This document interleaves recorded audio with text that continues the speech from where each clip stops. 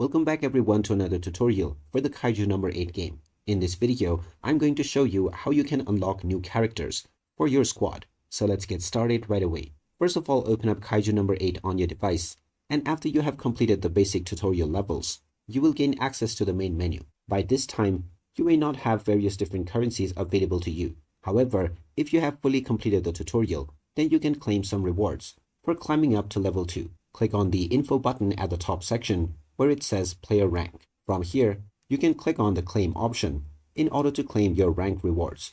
After this, go into the gacha menu from the home page, and now you can pull various tokens in order to unlock different characters. Just pull the token by clicking on the pull button and then click on OK. This will now spend your dimensional crystals and pull a character from the available roster. Instead of characters, this may sometimes unlock weapons or various other items as well. Once your character has been unlocked, you can click on the plus icon in order to add your newly unlocked character to your squad. And that is how you can unlock new characters on the Kaiju number 8 game. If you find this video helpful, don't forget to hit that like button and subscribe for more helpful tips and tutorials. Thanks for watching. See you in the next one.